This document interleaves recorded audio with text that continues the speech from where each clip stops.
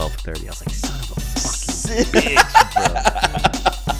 bro. Right when it starts. All right, everybody, welcome to Hot Couch Potato, the podcast where we talk about video games and play graphic novels with naked people in it. My name is Brent, aka Boo Up. I'm here with my man Rick, aka A New Perfect Day. What's going on, man? Hey, how's it going? Yesterday, I decided to try Yoshinoya. And the food was alright. It was, it's your typical rice bowl, and but the after effects the next day wasn't too great. So I don't know if it was whether it's just the food or whatnot, but I'm gonna be a little bit hesitant in trying new things. But you didn't get the beef bowl, you said, right? You didn't get the beef bowl. Nah, got the chicken teriyaki bowl, but I don't know. Maybe I did. Maybe I should have got the beef bowl. No, man, the beef bowl's worse. That's like the number one comparison to like Taco Bell, dude. So I'm surprised you didn't get the beef bowl, man. Yeah. Oh no. That sucks, dude. So I can never try new things, man. Yep. At least not for now until I recover. Never learn to trust it and shit. Yeah, see, that's why I like to stick with my own things, I eat McDonald's, Taco Bell, and all that, because I know, your set time to take a dump after eating Taco Bell. It's like a guarantee, but at least you can be prepared. Not with new food you're trying. You're expecting to go on the next day with your day, but you get hit with unexpected occurrences, so that kind of messes up your day the next day. Wait, so did this just hit you today, dude, or yesterday while you were working? Did it hit you? No. Like I was starting to get like stomach aches, like around nighttime. Oh, okay. And then I went to bed, but woke up and I was like, I'm not feeling good. I'm not gonna leave the bathroom. Oh god, dude. Okay, that's good. At least where you weren't like sitting on a bus or anything, like just farting yourself, dude. I would have cried, man. I would have cried too, my friend. But yeah, a lot of stuff going on this week. PAX East was this weekend. That is, oh god, what does PAX stand for, dude? Penny Arcade Expo. Oh, really? Does it? Yeah. It's made by the guys that did the Penny Arcade website and stuff like that. It's huge now because it used to just be PAX Prime in Seattle, right? In Washington. Now they have PAX East. I think there's PAX South in Texas too. Yeah, I'm still willing to go to the one in PAX West because it's near our coast and plus it's in Seattle where you can have nice coffee where you don't go to sleep for 2 days because you drink a cup of coffee the same day. Is that from a lot of experience, dude? You just cracked out, man? Yeah. I think, what was it, the Storybook Coffee or the Little Story? I don't know. It's like the icon of like a little boy holding a plane, and then we decided to try this coffee shop, which was like near not Grand Central Market, but the marketplace, the pier. But I remember that night I couldn't sleep. I didn't go to sleep till 3 a.m, and then I woke up still like with a lot of energy wanting to run. I was like, dude, what is going on? That was because I had that amazing coffee that Seattle has perfected. Dude, I think I remember you sending me a picture of the coffee. Yeah, that picture sounds familiar, dude. You sent I told you, I was like, you gotta try this coffee. You were like, dude, I'm ready to run a marathon. I was like, yep. Oh, that's funny, dude. I specifically remember you texting us that picture. That is funny. Yeah, dude, I'd be down too, man. That'd be cool. I think we got to make this year. We gotta try this year at least. Yeah, because out of PAX, I think. I mean, not too much news yet since we're pretty early in the weekend. But when we record this, but I think I've already seen like trailers for new games out there. Like I think I saw some stuff for State of Decay 2, which we all know. I think I'm definitely gonna pick up. There's some God of War stuff. I think there's some. I think Dark Souls remake is out there, or remaster is out there for the Switch, right? I think. Yeah. So people are getting their hands on that. So it's exciting times. I'm kind of excited to see what comes out of this weekend. Going into next week, see if we get any good news or any really cool trailers. But yeah, like I said, so far I think I've only seen a new State of Decay 2 trailer. But we'll see, man. Yeah, when is PAX Prime? That's the one in West Coast, I think. That's in like September, right? No idea. I thought the PAX West was September, or is it August? Or yeah, no, that's it. That's the one that, since it originated, you know what I'm saying? In Seattle, PAX West is called PAX Prime. Oh yeah, something around that. But we definitely gotta we should actually get tickets. Yeah. All I know is that the tickets go on sale for like half the day or something like that, and it sells out instantly. Okay, it's worse than Comic-Con tickets. It sounds like, dude. I know, man. And we should, because we got Comic-Con tickets forever ago, and it's like a month after Comic-Con, so we better find out what's going on with those. Okay. Yep. Anyways, what else is going on? PAX will be crazy. Monster Hunter World has a spring event started last night, man. Have you jumped into it at all?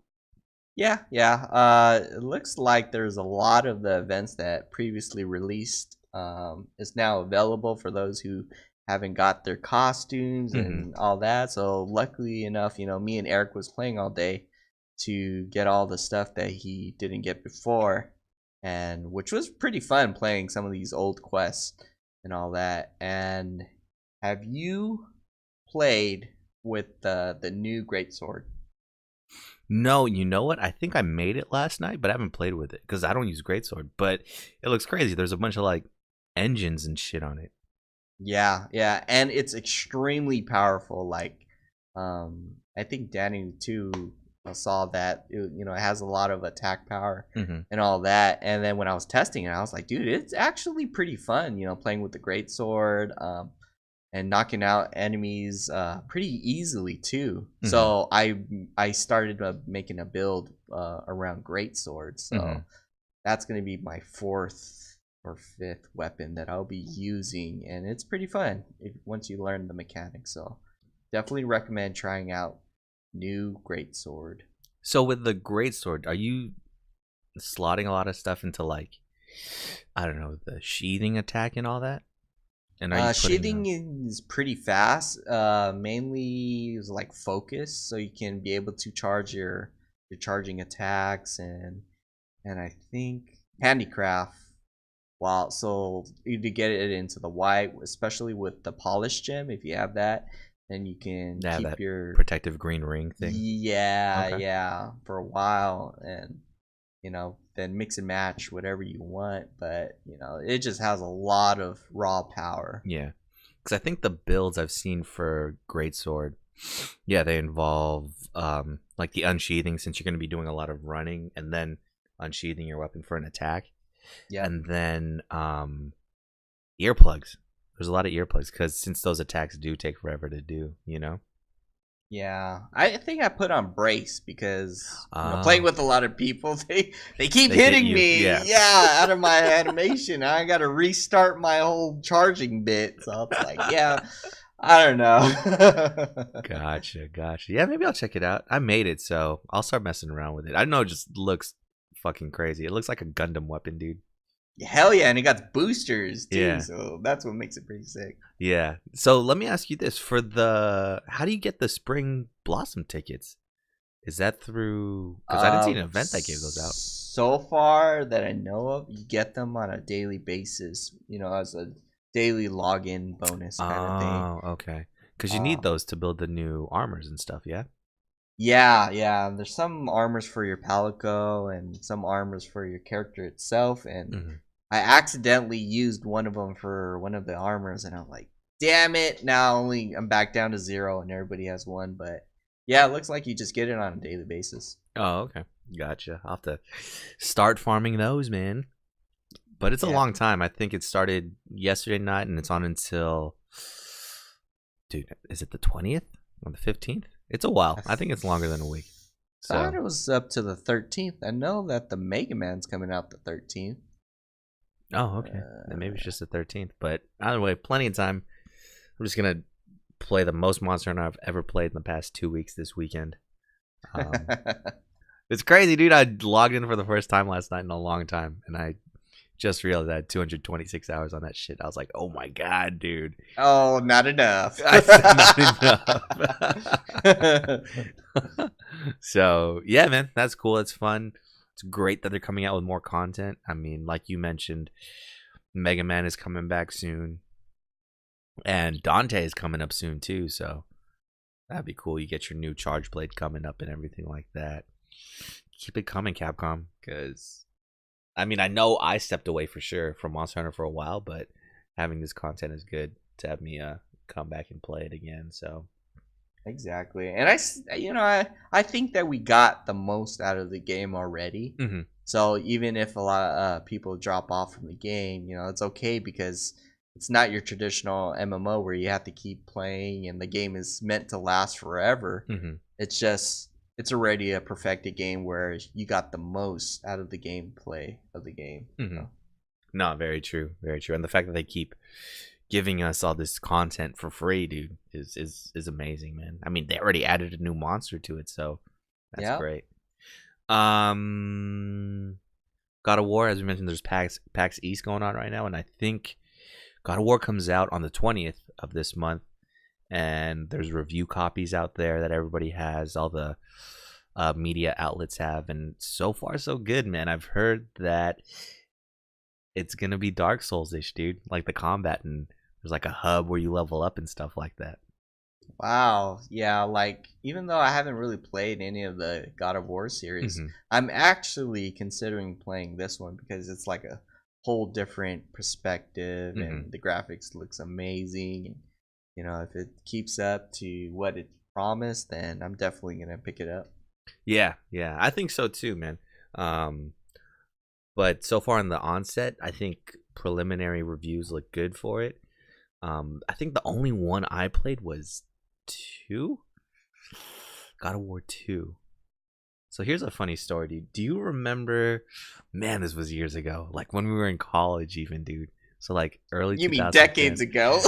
Nah, man, like 2010, 2009, stuff like that. Oh, I miss those days. You remember that big ass earthquake that happened on like Easter weekend or something like that? Oh yeah, Easter, yeah. So funny story. I think I was playing God of War 2 at the time, and I'm playing and I'm kicking ass, dude, just doing all these combos, ripping people's heads off and stuff like that. And then I don't realize that the room starts shaking.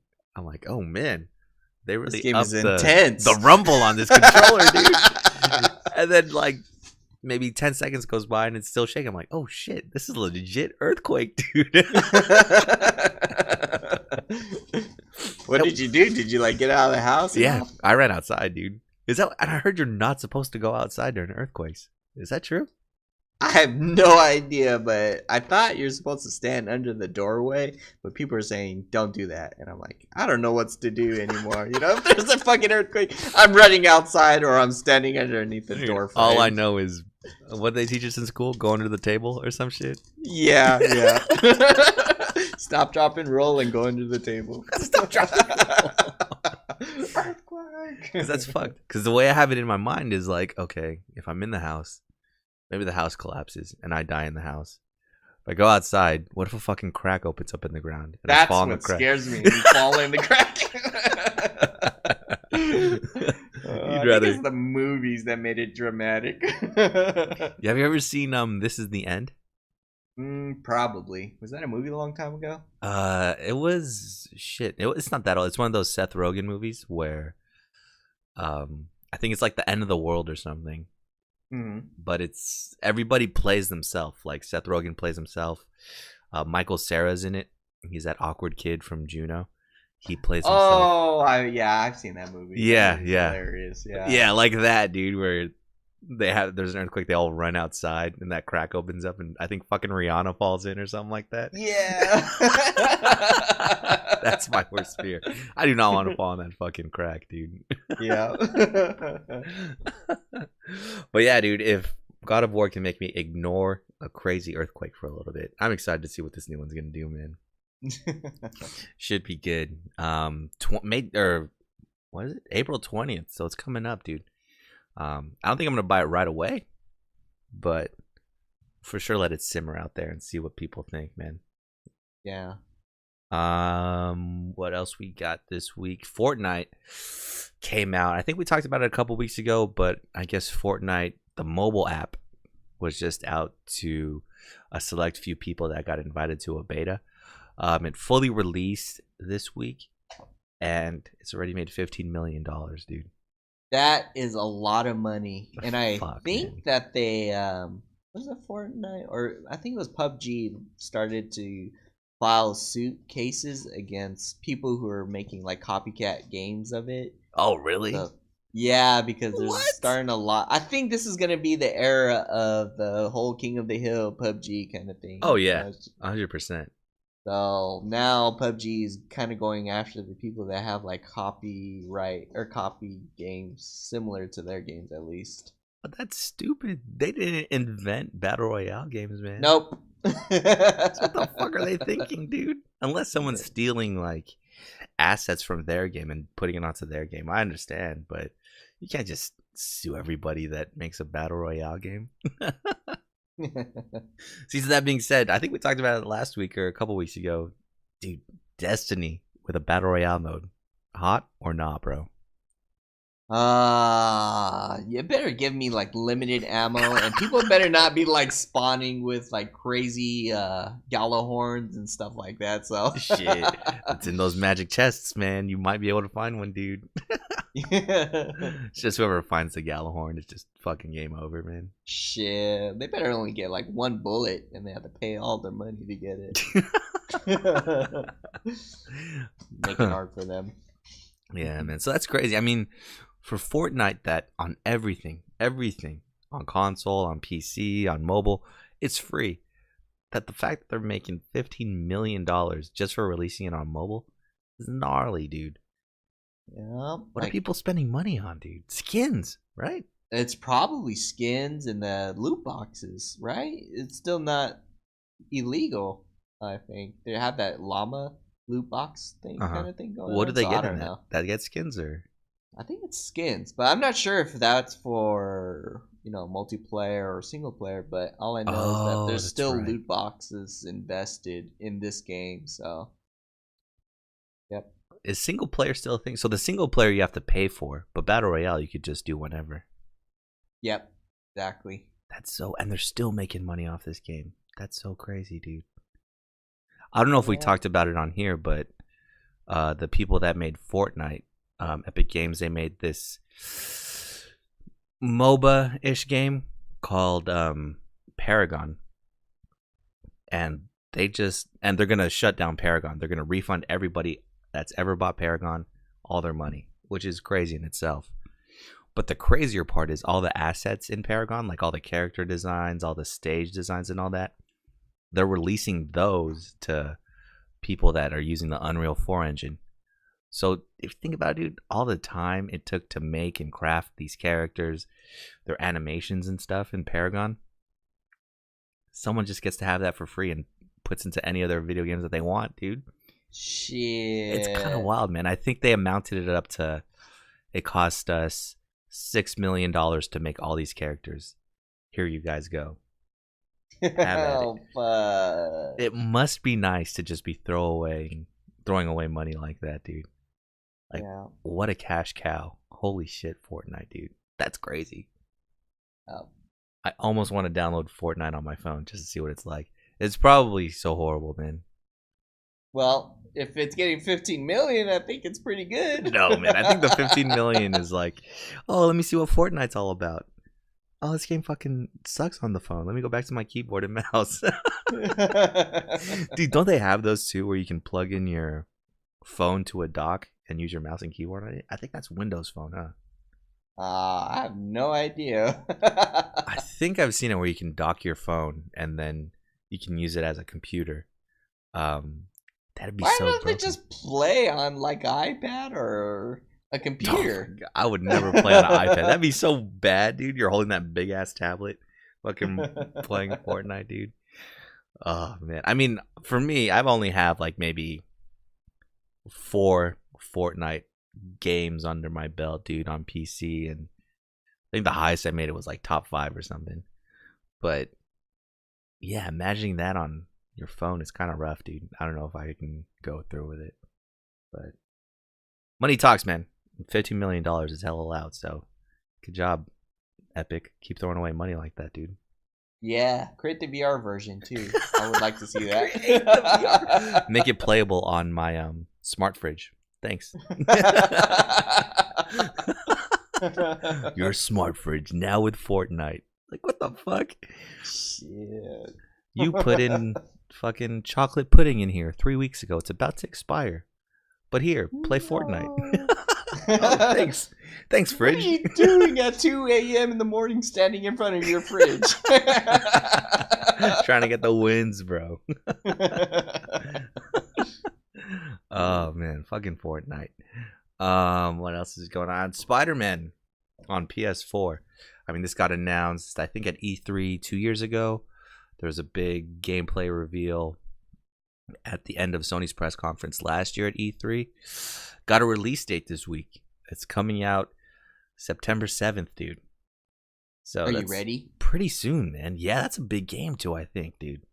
Yeah. So Sony's going to stay dominating, man. That's crazy. I thought they would have an off year this year and Xbox was going to pick it up with their Gamer Pass, with Sea of Thieves and shit like that. Little did we know Sea of Thieves was going to be a flop and Sony was going to come out with God of War and Spider-Man in the same year, dude. What the fuck? Yeah, that's maybe, I don't know. Microsoft probably has something hidden, but the Sea of Thieves, you know, my nephew has that game, and he was telling me a little bit about it, and like how he sort of likes it and kind of like hates it. It's like he was describing me that you have when you get loot, you have to bring it back to your base or something like that, and get paid for it.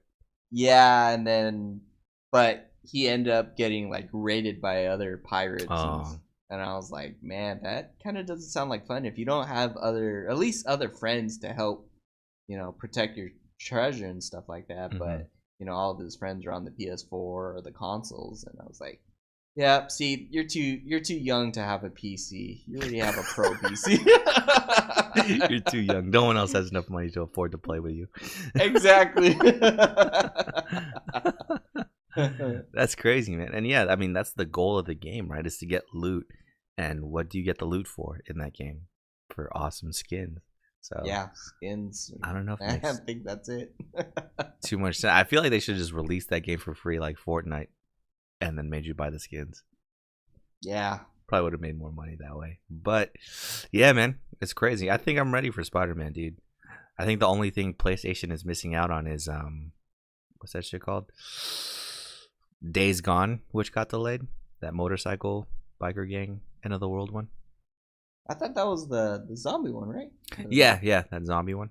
Yeah. Oh, okay. But that one got delayed till 2019, so that's the only one they're missing. If they had that coming out this year, that'd be crazy. Oh yeah, dude. And what's it is coming out too? Detroit Become Human is coming out, I think, in May. Pretty soon. Oh yeah, wow, dude. So shit, yeah, Sony's dominating. I'm actually super excited for the press conference at this year's E3. I know last year was kind of like a letdown across the board everywhere. All right, at least it wasn't as exciting as the previous 2 years. So I'm excited for the bounce back, man, to see. I think that was because like they were so successful from that previous E3 like two years ago when they were releasing the PS4 that they're like, you know what? Let's just take it easy and relax and, you know, save it for their, I don't know, the PS4 convention or the PSX convention kind of thing. So, I just hope this year's PSX will have like a lot of games that hasn't released yet to the public, so that way we can be exposed to it at the time it releases, or at least the trailers and stuff. So, are you planning on going this year to PSX? Yeah, man. I think that's still the most fun I have at any conference, man. Or at any convention is PSX for sure. This is all the donuts. Yep. Dude, so I think that's what's it called? M&M donuts? Yeah. I think that's the first time I've ever had it fresh. Holy shit, dude. That was amazing, man. Exactly. Yeah, because I remember the first time I gave it to you, you like came back the next day and I was like, No, it's not fresh anymore. You can't have it. Yeah, but this time when we got it, like the glaze was still all hot and melty on the outside, dude. And you're eating Yeah. this, and it's still crunchy, but at the same time, it's super moist. And then when you're done eating it, you have like the glaze under your nails, so you get it from under your nails, and it's even better, dude. It's crazy, dude. M&M donuts is crazy. Yeah, it's pretty good. $10 for a box of donuts. In a pizza box. In a pizza box, yep. Shout out to M&M donuts, dude. And another reason I'm excited for Sony's press conference at E3, the PlayStation 5 is leaking, dude. What? I barely got my PS Pro yet. It is coming, dude. Strap in. Do I have to wait for that? Is it going to be in 4K resolution? Strap in, dude. Strap in. The PS5 is imminent, bros. It's coming. Oh, man. So recently, a leak came out online about some of the specs of the PlayStation 5. And so far as it looks, as far as they are in development, and as far as I said as far as like 15 times, by the way. That sounds like, dude. As far as when? As far as how? Well, all the things they're describing for the build, the GPU and the CPU specs for the PlayStation 5 make a lot of sense for it to be the next generation. That, and they said there's a lot of developer builds out there. So people are already starting to make games on the PlayStation 5. They said that it's possible this can even come out in 2018, dude. Oh my god, I'm not ready for it yet. I'm so ready, man. My PlayStation 4 is dying. So let's go, dude. PlayStation 5, backwards compatibility, please. Please, Sony. I wonder if it's going to be 4K. That's what's, like, you know, I would like to at least start playing Monster Hunter on 4K or all the future games on 4K. And now we have to get a 4K TV too. Hey, that's exactly what I was going to say. Shit, you know, at least we're going to be playing these games in higher definition.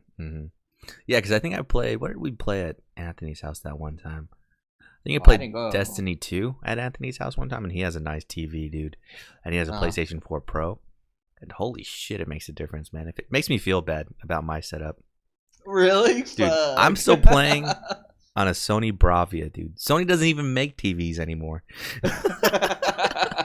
This TV's like at least 10 years old, man. It's crazy. Oh, no. And I mean, I know I got an HDMI plugged in, but 4K is the now, dude.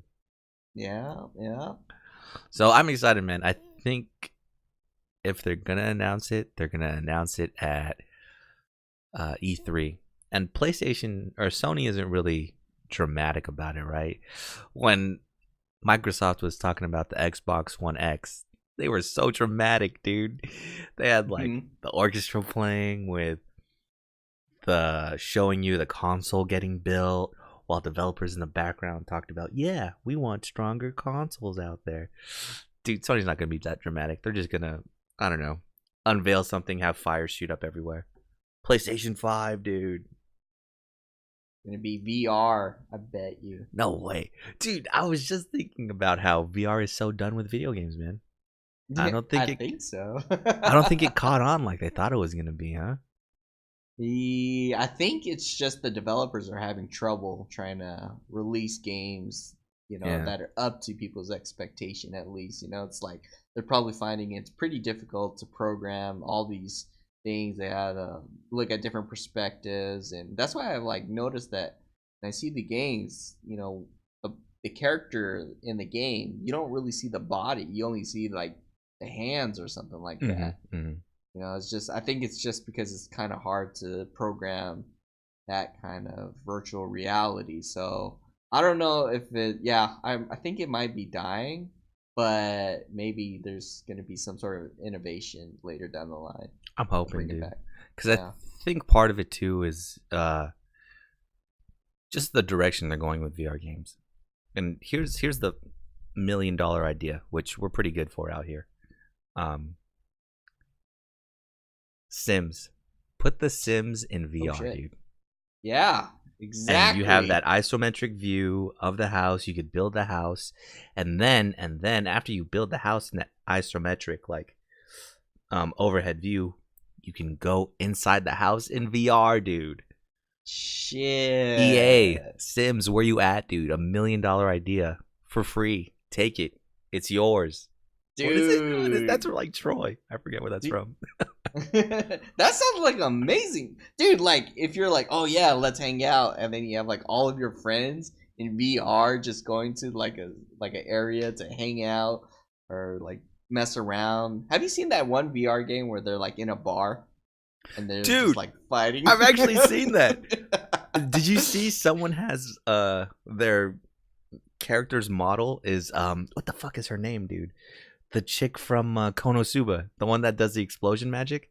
What? No way. I didn't see that yet. So someone in that bar I saw had the skin of that person, and they had their avatar do the explosion magic, and they had like all this stuff coming up. I gotta look for that video and send it to you. Oh my god, you gotta show me that video. But the whole time that the spell was going around them and they were making a giant explosion like off in the distance or something, the person was like explosion.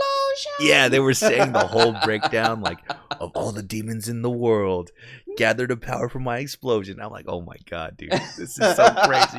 This is what VR's made for, dude. Oh yeah, exactly. The weebs, bro. That's what it's made for, man. But yeah, I think that's where they need to take it. They need to kind of stray away from this first person action type stuff, because that doesn't work for everybody. You know, there's a lot of motion sickness that gets involved in that, and the movement of your character gets a little finicky and stuff. But I think VR would be perfect for, a game like The Sims, Sim City, Roller Coaster Tycoon, you know, where you build your own theme park and then you can go into the theme park in VR. That would be cool. But not something where being first person is like the main focus of the game, you know? And I'm gonna be 100% too for like StarCraft VR. I'm down, dude. You know? Yeah, picking up your units by your hand. Yep. That'd be fucking You're just amazing. Standing in the middle of the battlefield. You know what I mean? You get to like direct your Terran army where to go, dude, or tell your Zerglings to pop up over here. I will always support that, dude. So, $1 million idea out there, guys. Blizzard, EA, dude, go for it. Unpatented. But yeah, dude, PlayStation 5. I don't think it's gonna go VR so much, but 4K for sure. Backwards compatibility is really all I ask for, man. I have a lot of PlayStation 4 games, discs and ones that are downloaded. So as long as I can still play those on PlayStation 5, I'm lining up, dude. If there's backwards compatibility, I'm lining up, bro. What if it's backwards compatibility only for PS1 to PS3, but not PS4? Dude, I almost hit my head against my desk so hard right now. That gives me a headache just thinking about it. That'd be so trash. I actually have a lot of PlayStation 4, like especially with PlayStation Plus. I have a shit ton of like games I could download, you know what I mean? Yeah. But no, that wouldn't be cool. I mean, I'd still buy a PlayStation 5. Who are we kidding? But shit. Yep. Yeah, you gave me a headache, dude. Thanks for coming. So I was like trying to wait to see if there's any overheating issues. You know, that's very true. My concern. Playing games for 3 to 4 hours a day, and then knowing that you're gonna lose your data one day in a couple of months. That's what gets me. Yeah, a little paranoid. Shit, especially us now, dude, playing Monster Hunter for hundreds of hours in like 2 weeks, dude. Hell yeah, man. Shit, yeah, that's why I'm like backing up my data every day into the cloud. Into the cloud, dude. Yeah, man. But that's very true too, because I think the original PlayStation had some issues with like the first consoles that came out for sure. The PlayStation 3, like the fat PlayStation 3s that came out originally, those had overheating problems. So, no, I definitely see what you mean. Yep.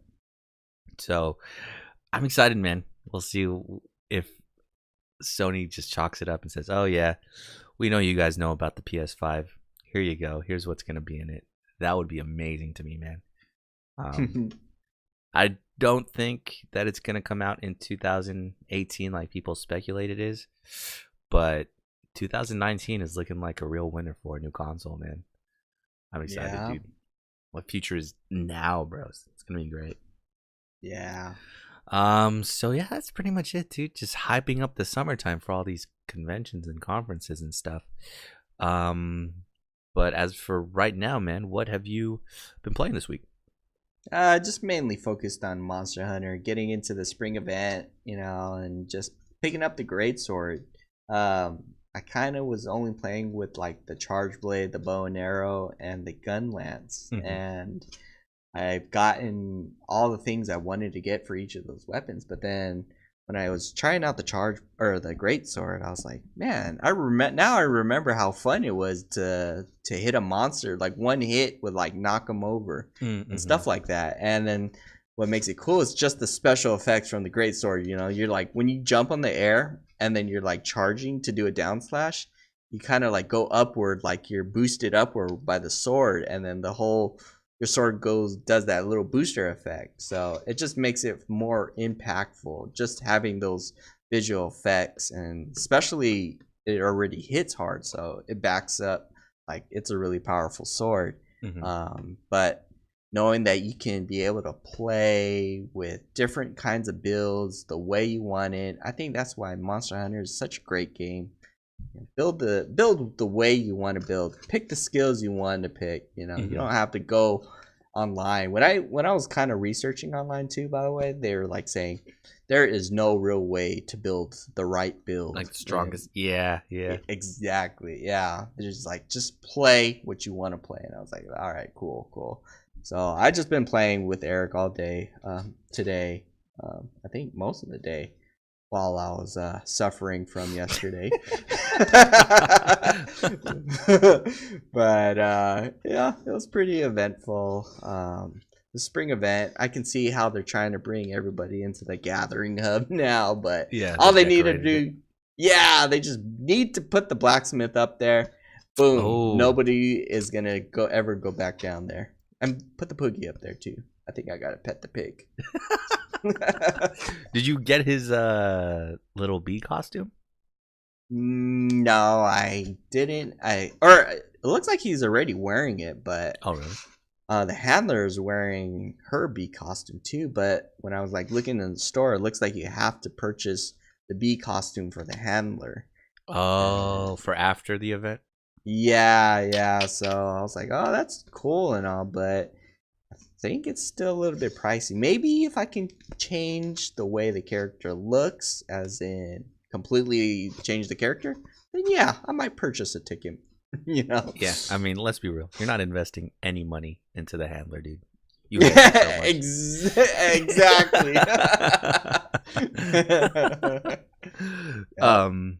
So yeah, I know we were talking about a little bit earlier about the World Spring event and how it brought back all of the event quests from the past. So we can catch up on, if you missed Ryu the first time, you can get Ryu. Even if you don't have the Street Fighter save, you can get all of the Horizon Zero Dawn armor for your Palico, and for yourself you can get the bow and all that. What else was there? There was the squiggly head thing that you can get. That came back. You can get everything back. The one I'm most excited about, the event I'm most excited about coming back for, though, is Tempered Devil Joe, dude. It's back. It is back. Yep. I need to play it this weekend. The pain. And experience the pain of dying over and over to that guy. Yeah, dude. I learned that Rust soloed the Tempered Devil Joe by himself. Yeah, 33 minutes. Oh, okay. That's too long. So I was like, dang, that's crazy. So like me and him did a round together, and sure enough, I can see like how he was dodging Devil Joe already and all that. But I was just turtling the entire time. But it was just me and him were able to kill him. Just the same amount of time. But I was like thinking, man, how can you like really solo this without a shield? Russ uses switch axe, so he was mainly doing all the dodging and all that stuff, while I was just like sitting back watching Ghost Adventures be on my shield. Wait, switch axe doesn't have a block, huh? No, I don't think so, at least. So he was just rolling around a lot, mounting the monster and all that, and I was just poking away, and I was like, ooh, chips. Eat some chips. You still have that gem that like blocks every attack, dude? Or not the gem. I have the armor, but I'm thinking about picking up the charm. But yeah, I was just blocking everything. And the first time I went in with Russ, I died. I was the first one to die, and it was because I didn't block right away. I didn't know that when Devil Joe stomps, you're on the ground crawling, but if you're still on the ground, he's just gonna come up to you and like one shot you right away. Oh yeah, like Nergigante back in the day. Yeah. So I was like completely shocked. I was like, "What happened? What?" I thought I could block everything. What? Was I facing the wrong way? Yeah, it was because I released the block a little too early. Okay. Have you been doing those? Can you do the parries with the gun lance? Oh, like no, that one I can't do that. Or at least the gun lance doesn't have that kind of option. Mm-hmm. But yeah, mainly with the gun lance, I've just been using the coat and been blasting away, spamming the gun shells. So makes it pretty fun. You're not shooting anybody still, are you? No, I try not. Dude, now you make me so paranoid. So the Warping Blast is the one that like knocks and blasts everybody over. So every time I'm in a group of people, we knock the monster over, and then I unleash the Warping Blast. But then I start panicking because I see the names all spread out, like every player's right names. where you're shooting. Yeah, right where I'm shooting. So I move a little bit to the right. I see another player like chopping away at the body. I move to the right again. Somebody's at the tail chopping away, and I'm like, fuck. So I kind of aim away where it's not pointing at anybody, but the blast is still big enough to hit the enemy. So I was like, man, now I'm just like really subconscious about that stuff, and I don't want to ruin their day and blast them away. R.I.P. dude. Yeah. So that's why you don't see me use it often a lot. It's just like, fuck, there's too many people at the head, and I'm already at the head. I'm just gonna use regular gun shells. Yeah. That's too funny, man. But cool, man. Yeah. Like we said earlier, Monster Hunter just keeps coming with the content, so we're always gonna keep coming back and playing it.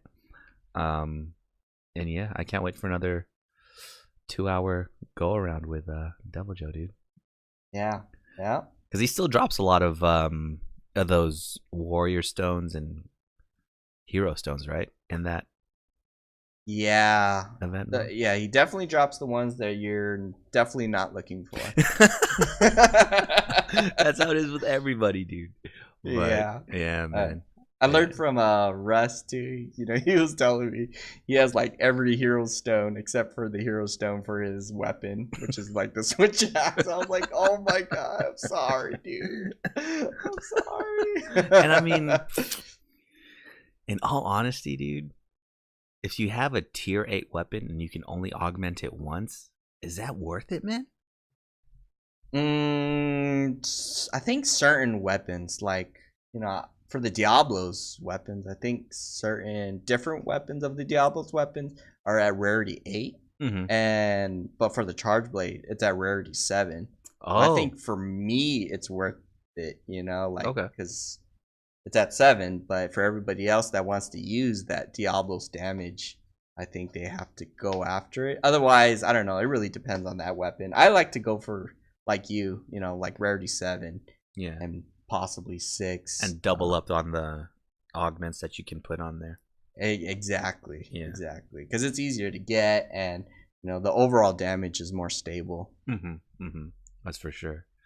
But yeah, I mean, same thing with me, man. I've been playing. Well, no, I just started Monster Hunter back up yesterday. I had to unplug my PlayStation 3 and re-plug in my PlayStation 4, so that was fun. What? I need to do like better cable management, man. It takes me like a year to replug in different systems out here, dude. Oh, is it because you're playing your PS3? Yeah, because I was playing Demon Souls for majority of the week. Started New Game Plus. Oh my god, dude! New Game Plus is super hard.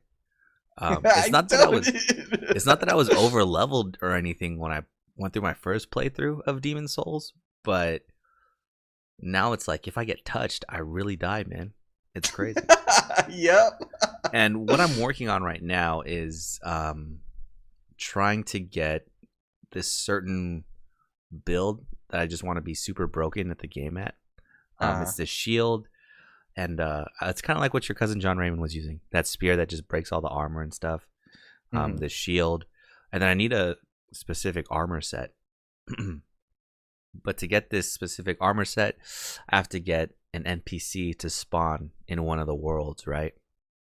And to get him to spawn, I have to have Darker World. Exactly. And that's what I'm going to talk about, is this weird ass karma system that Demon Souls has in place, dude. It's called pure white or pure black world tendency. White being there good you go. and black being bad. And then there's character tendency too, right? So there's pure white character tendency and there's pure black character tendency. Now these things are totally not related. Your character can have negative karma, but in any one of the stages, you can have pure positive karma. So I'm only calling it karma because tendency is an extra syllable. But you know what I mean? They're like totally unrelated, and it's really, really confusing on how to sway your karma, your character karma from one way to another. So for me, I'm trying to get back to positive character karma, right? And the reason I say back is because I probably had positive character karma throughout my first playthrough. You know, I was saving all the NPCs and everything like that. But before I finished the game, my smartass was like, man, I'm going to finish the game. Let me just kill everybody in the Nexus and steal all their clothes. Oh, yeah. Turns out if you kill NPCs, it brings down your character karma by a lot. I think by the end of the game, I had like 12 NPCs, dude, in the Nexus. And I killed them all, dude. Whoa. So my karma is double negative. So I was looking up ways, because I really need to have my character karma be pure white to get this ring that gives me like plus 25 damage or something.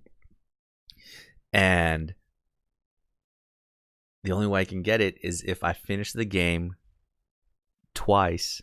So New Game Plus and New Game Plus Plus. All the while, I have to kill these dark phantoms. And to have these dark phantoms spawn, I have to have pure black world tendency in each world.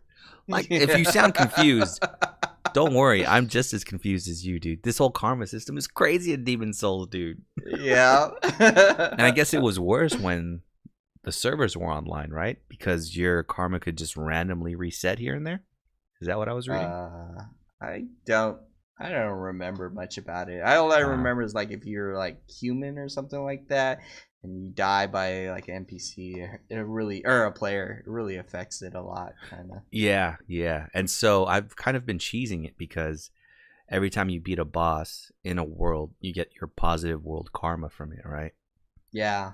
So what I'll do is I'll beat the boss, get my positive world karma, and then I'll transform into a human using a stone, or since you're a human after every time you beat the boss, and I'll just commit suicide. I'll kill myself in the game so I can get that negative karma back. So what I've done is right now I'm in New Game Plus. I'm making sure I have pure negative karma in all of the worlds I'm in, so I can make these black phantom enemies spawn, so I can fight them and hopefully build my character karma back up to positive, right? Yeah. These guys are fucking hard, dude. Yeah, they are. So let's start with who I thought was going to be the easiest. Is this guy named Skirver, I think his name is. He's this guy that's crouching. When you first meet him, he's crouching in the corner of this cave, and he's like this meek dude that's stuttering, and she's like, hey, can you find a sword for me? So whatever, you go out for his little mini quest, you find this sword, show it to him, he's like, oh cool, you showed me the sword, and he gives you an item or whatever, right? That's his little character quest. So now I get my karma in that world to negative, and he becomes like hostile towards me. Yeah. That guy was hard as shit, dude. He's shooting fireballs everywhere, man. His attacks are super quick. He has 1,000,000 health and casts like a Yeah. blessing on himself, so his health gradually goes up. I had to poison him and put a bleeding effect on him just to counteract that. Yeah. And then I had to keep sidestepping because since it's New Game Plus, he could one-shot me with any of his fireballs, dude. Oh my God. Yeah. That might have been the hardest boss I fought, man. Yeah, you're just reopening all my trauma that I had for all this. Yeah, man. Yeah, man. Except Psych, that's not the hardest boss.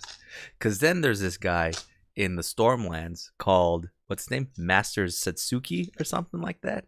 Mm-hmm.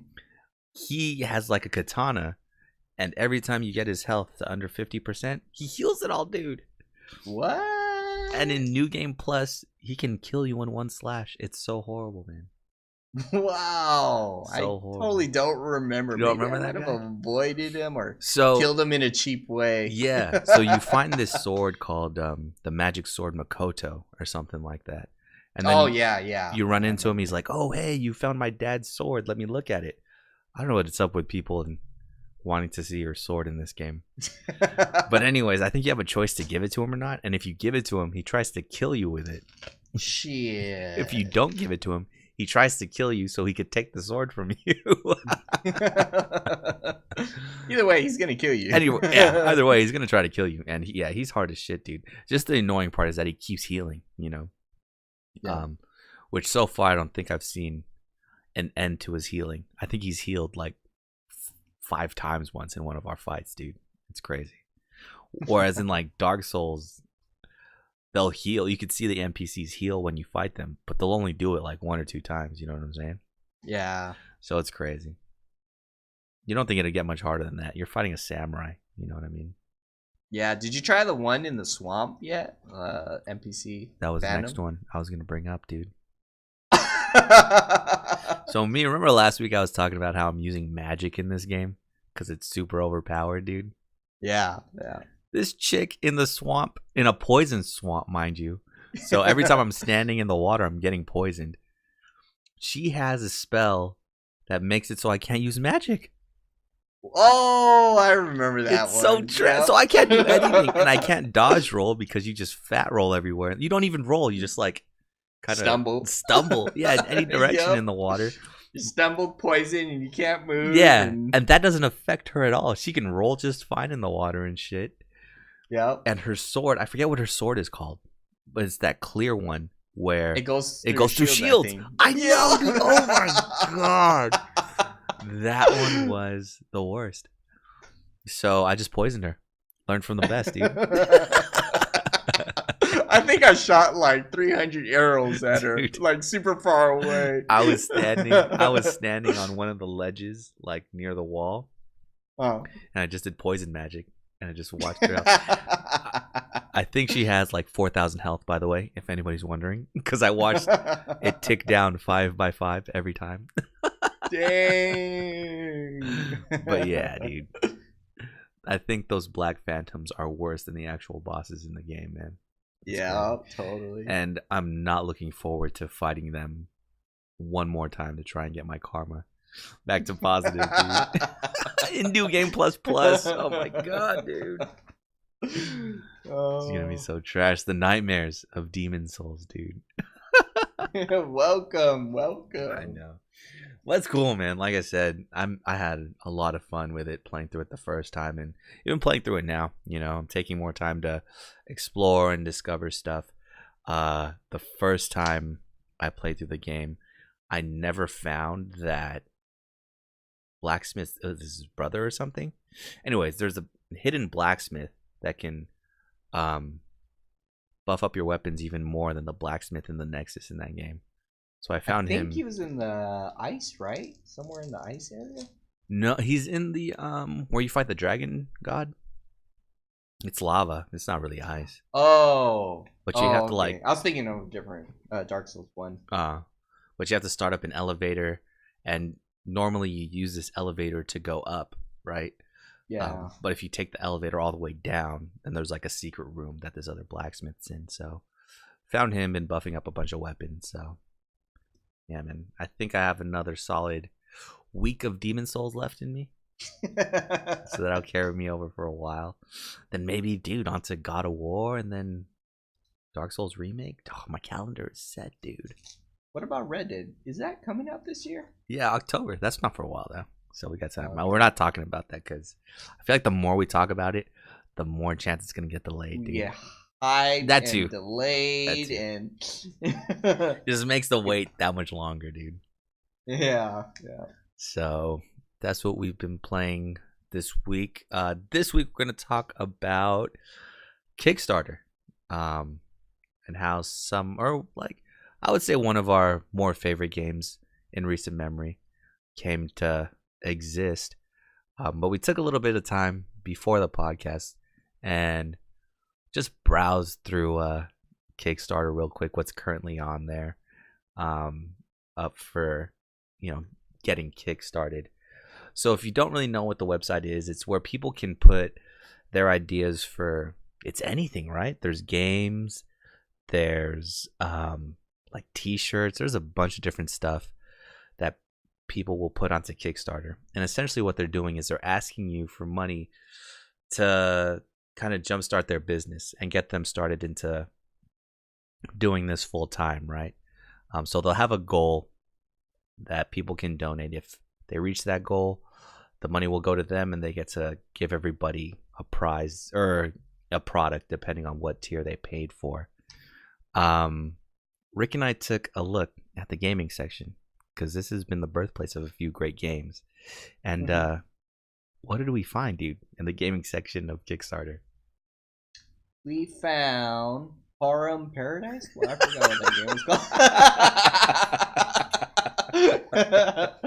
And we found a lot of interesting games on Kickstarter, especially one noticeable one that I thought that looks pretty cool. It's called Ambrosia, and it is Mega Man inspired. But it's not Mega Man in itself, but it's just like another side-scrolling platformer, and basically you're like this girl with like a gun-looking thing, and it kind of has that Mega Man graphics feel, but a little rustic.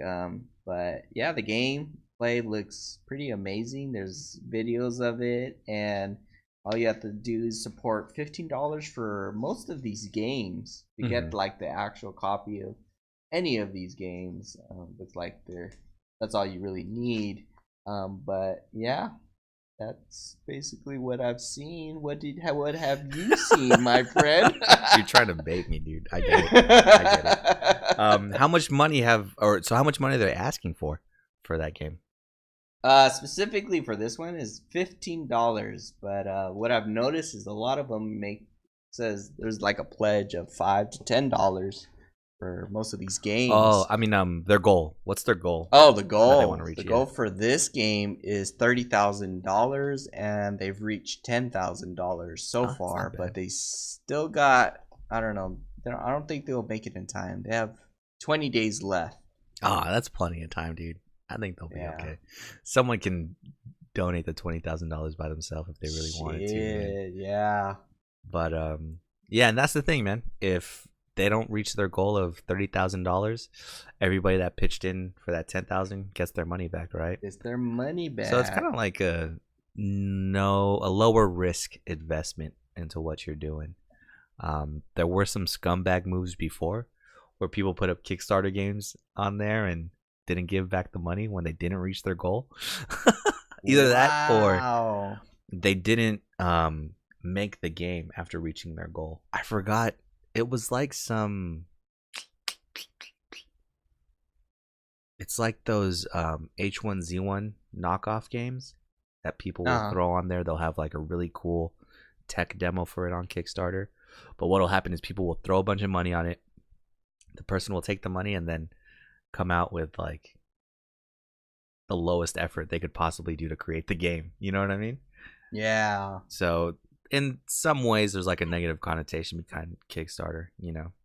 I know one thing that Rick and I were looking at too was the grips, right? For the Switch. Yeah. And that one, the Nintendo Switch, totally met its goal already, right? Wasn't the goal like $14,000?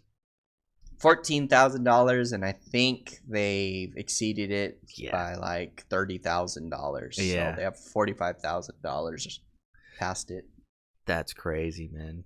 So that's definitely getting made, and they'll probably have enough money to take their business super far. So as we mentioned before, there's like different levels of what you can, I guess, pledge to each project that's on Kickstarter, and with each level you get different stuff. So for the lowest one, I think is $18 for this grip, and for that you just get the grip itself, right? But they range anywhere from $45 all the way up to $94. And with each level, you get more stuff. You get the grip, a carrying case. I think they come with thumb pads. You get stickers, all kinds of stuff. You know what I mean? Yep. And it's kind of the same thing for the games. The more you pledge to a game, you get maybe more DLC. You get your name in the credits or something. I think they have those ones where you can like have dinner with the developer of the game or something if you donate a certain amount of money. There's like a bunch of random stuff that they'll throw out in here. I think we were reading one and it said if you pledge like $50 you get dank memes or something. Is that what it said? What? I don't remember. It was that that Fight Me IRL game that we saw in here. Oh yeah. So the game is weird. And so with a lot of the stuff that's in Kickstarter, there's a lot of like crap in there, man. I'll be honest. You gotta really dig for the gems in Kickstarter, man. Because I think those are the only real highlights that we saw. Well, no, we saw another game. What was that other game called? Rise of the Third Power. That looked pretty decent too. That was that one that was like pixel art, RPG, turn-based combat and all that. But the pixel art just looked super good in it. And I think that's a game that I'm willing to back up. You know what I mean? Yeah, I think it was only $10 to make a pledge or something to And get the game. have the game, yeah. So that's Yeah. crazy. Now these are 3 things out of, I think the last time I looked, there was 562 results when you're looking at the gaming stuff. So to give you an idea of what these other 562 games are, let me just read some titles, dude. We have the Harem Wars. Yeah, adult card game. What is that? What kind of game is I that? have no idea, dude. I have no idea. But it's like Honey Pop, where it's a card game with a bunch of naked anime girls in the back, dude. And get this. Interesting. Their goal was $1,400. Guess how much money they got pledged to it? What's that? $9,800, dude. Oh wow! So this game is I did backed not see up, that, bro. And wow! it's gonna be basically solitaire with anime girls in the background, dude. That's what this game is gonna be. Man. God. Oh my god! Next on our list is a game called well, what the hell? What am I clicking? See, there you go. That's what kind of trouble you're getting in with Kickstarter. To Trust an Incubus, a gay dating sim visual novel, dude. They really have it all. What are you looking at? What are you looking? Guess what the goal on this one is? $5,000. The goal is $20,000, dude. Wow. And how much did they make? $31,000, dude. Holy so this game is coming out, dude. shit. This game is coming out, bro. That's actually Holy crazy, crap. man. Yeah. And I think you said it best when we were looking through these earlier. This is something that you could just come out with on, I don't know, Newgrounds or Itch.io or something like that for free. But why Pretty make it for much, free yeah. when you can get some money out of it, right? Sell it for, I don't know, $10,000 and people are pledging $50,000. Hell yeah, man. Hell yeah. So it's wild. And then, yeah, you have the other games called Into the Hoop, adult visual novel dating sim. So there's a lot of that. There's definitely a lot of that in A lot of Kickstarter. visual novels. That's Yeah. what I've noticed. Yeah. Yeah. And you have your diamonds in the rough too. You know what I mean? The reason we're really talking about Kickstarter this week is because a game I kickstarted years ago when I first bought my PC called Spy Party finally got released on Steam. And I think I was reading that it took 15 years for that game to be on Steam, dude. Holy crap. Yeah, they were making the game. I think it's just two guys making the game on Steam, or making the game themselves, and it took them that long to have like a build that they could release on Steam, you know. But Is there a time limit for, like after you make your pledge and after the deadline? Do they have to say, "Oh, we're going to release the game within 5 years," or like what if nobody ever releases the game? That is a good question, and I don't think that there's a set timeline. Actually, I think that's where you get those scumbags that like take the money and leave. You know what I mean? Yeah. I mean, I'm sure they open up themselves to legal action from the people that pledge money, but yeah, that's definitely happened where nothing's been released before. But I don't think there's a set time limit, you know? Because for example, one of the more successful Kickstarters that was out there was a game that Rick just recently enjoyed on the Switch, was for Shovel Knight, right? Yeah. That started in, dang, when did Shovel Knight Kickstarter start? It doesn't say. But anyways, I thought that game came out like a while back, like Yeah. a couple years ago. Let's see, actually, Shovel Knight release date. Oh, okay. So Shovel Knight came out June 26, 2014, right? Uh-huh. On all the pledges, it says that the estimated delivery of the game is going to be September 2013. So that's shit. It's like an 8-month difference from when they expected it to be out to when it actually came out. So it doesn't look like there's a time limit, man. You just have your trust in the team that's making the game. You know what I mean? Yeah. But yeah, we were looking at the Shovel Knight Kickstarter page, and that was kind of crazy, right? How they had all these goals where, all right, if we make, how much was the initial one? If we make like $80,000, or I guess if they made $75,000, they would just make the game, and that would be cool. You know what I mean? Yeah. Shovel Knight ended up making $311,000 on freaking Kickstarter, dude. Yeah, man. And with that, they had their goals of how much they would make into the game if they reached a certain level of backers. And with $300,000, they said they would make playable bosses, right? Yeah. And they totally did, dude. There's the Plague Knight and I think the Spectre Knight that you can play as in their own stories. And they're like DLC for Shovel Knight, and we didn't have to pay for it, dude. You know what I mean? If you bought Shovel Knight one time, you got these 2 extra campaigns for free, just because they made so much money on Kickstarter. So it's crazy, man. Yeah. Shout outs to them for doing that. And I think we mentioned before, like, how we see the gaming industry be more successful or be more profitable. It's not really through DLCs, but through Kickstarter, right? Just gauging that interest into whatever game you're making. Seeing it get initially launched to the people that want it, you know, once you meet that goal. And then release it out to the public, you know, for $60 a pop. And then people that are catching onto it like can pay full price, man. You know what I mean? Yeah. They're not the day ones, dude. But $311,000 is definitely not the most anyone's made on Kickstarter, dude. Shenmue got announced. Shenmue 3 got announced at PSX. What was that? 2015?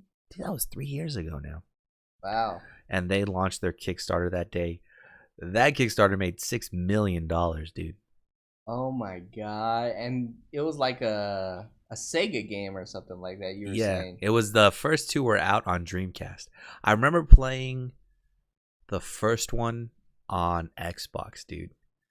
And this game is like Yakuza before Yakuza came out.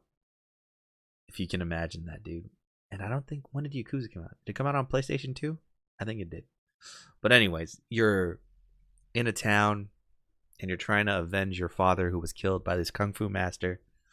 So throughout the game, you're learning kung fu, but at the same time, you have to make money because you have to eat. there's like those engines in the game. You know what I mean? Yeah. So I think you have to work a day job, dude, and fucking make money so you can pay your rent and buy food and shit like that. This game's Sound crazy. like Starbound. Very true. Very true. But I mean, this game like resonated with a lot of people, you know, and nobody knows the ending of this story because part 3 never came out. I don't think part 3 is going to be the last one, but I think that's why, you know, people remember and reach back in their memories like, oh man, that's right. I got to remember what happened in Shenmue. We got to find an ending to this. So they're throwing all kinds of money at it, right? Yeah. They were kids when they were playing, had those great memories. Now that they're adults with money, they can throw it all towards this game. So good on them, man. Good on them to run away with $6 million and not make a game, dude.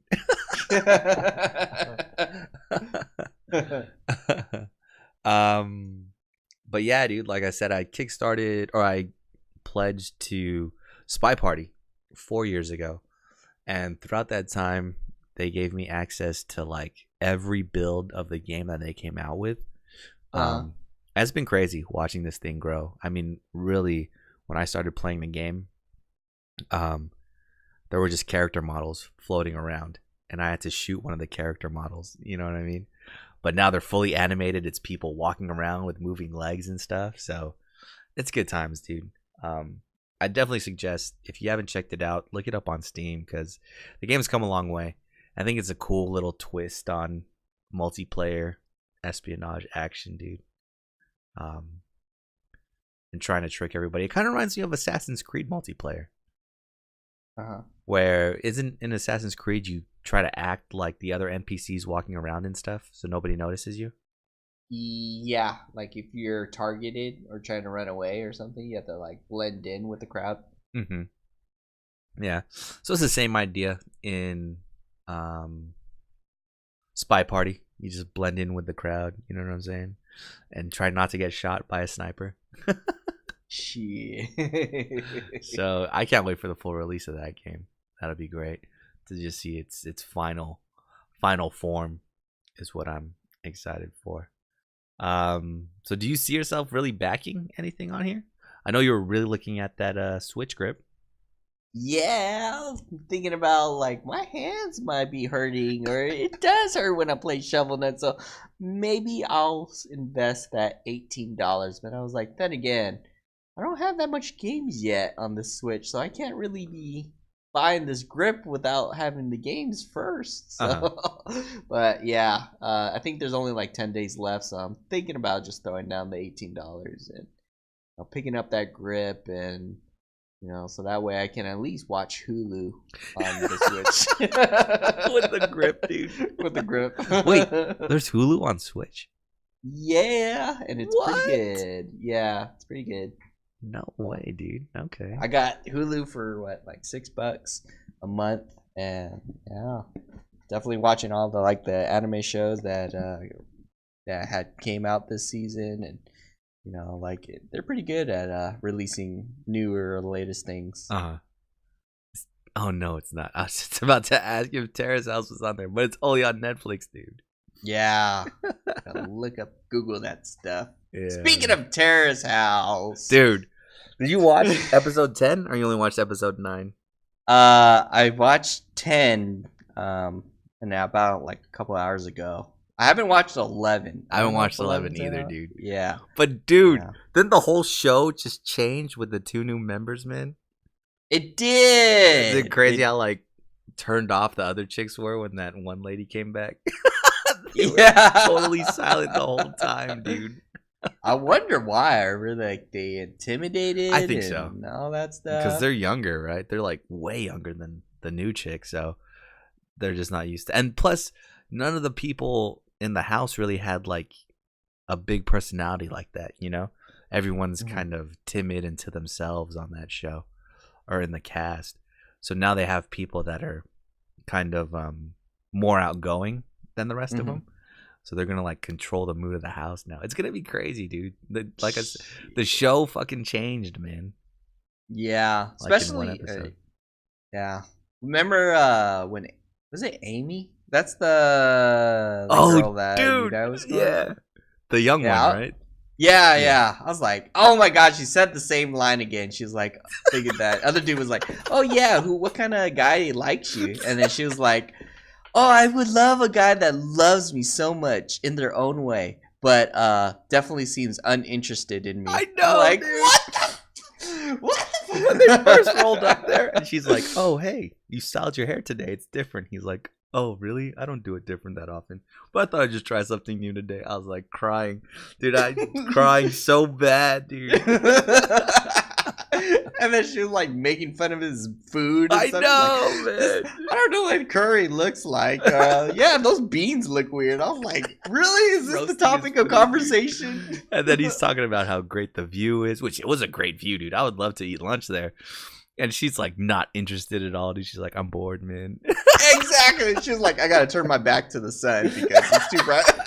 I was like, a breathtaking view is behind you, but fuck, man. Oh, and then I noticed too about her is she has a frown smile. She frowns when she smiles. Oh yeah, she has that upside down smile. Yeah, yeah. So if you like try frowning right now and then just showing your teeth, that's how she's. that's how she was smiling the entire time. I was like, oh my god. Peanut Gallery was on point with roasting her and everything. I like when they showed when the new chick came through. And the guy was like, Sensei! Yeah, Sensei! He was like fucking yelling. Best present ever! Oh shit. Fuck, we're way off topic. So Kickstarter. Yeah, man, good times. I think it'll be the future of gaming. Damn, I'm about to watch Terrace House after this. To where people, yeah, like I said, can donate their money. If you're making a game, I suggest putting it on Kickstarter first. Make some money and then release it out to the public after you get enough money to make your game, because shit, you can't make a game off will alone, right? You gotta get paid while doing it. Because isn't that how the Stardew Valley developer was doing it? Like he sold his car and shit to make the game. Oh, I don't know. Yeah, I heard like he was having it rough or something like that, and then it turns out it just became one of the most successful games, you know. Yeah, that's a success story. I mean, just think about the guys that are making that Into the Hoop adult visual novel, man. They just needed the little kickstart to get their game career started, man. Shoot, I might invest in making a game. I need to learn how to make a game. We just need to get someone to draw really good anime chicks for us, dude.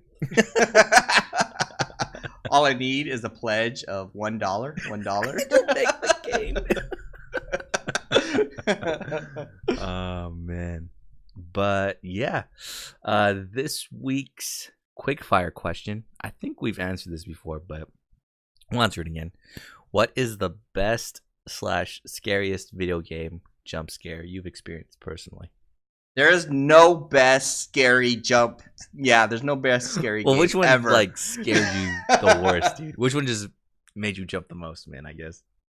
I would say the one that made me jump the most would be that. What was that game called? It was like House of the Dead or something like that, or House. Oh, what was that? It was like called? Me, that Flash game, and Eric played. Yeah. Like, what's this called? The House. I think it was the House 2 or something like that. Yeah. It's number 2.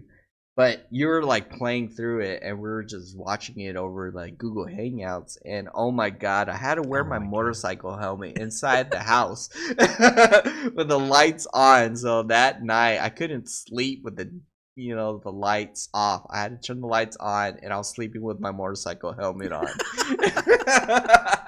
But that had a lot of jump scares, it's just because I think it didn't have like your traditional jump scares. That it was just more of like building up that whole environment to be scared. You're pondering what happened in this house, trying to solve the mystery, but then there's that occasional jump scare that like really grabs you by the heart and punches you in the gut kind of thing. So it's like, okay, I have nightmares for the rest of the month. Dude, so funny story.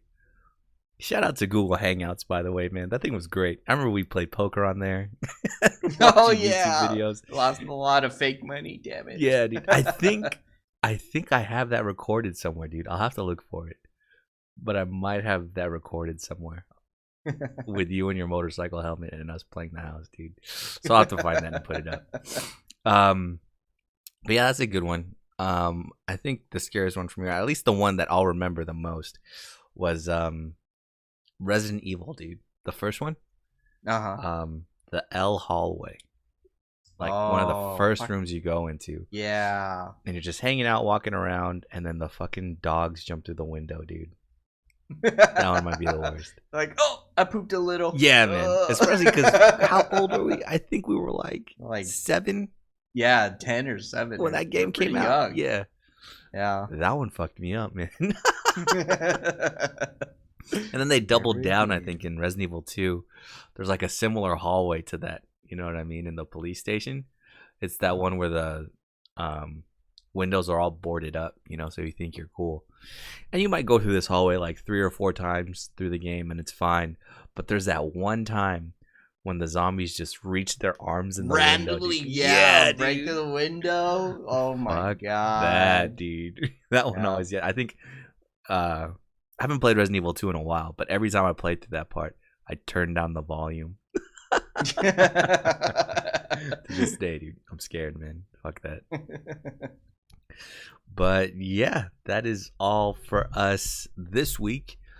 Next week, it's funny we saw that Switch grip thing because we'll be talking about handheld systems.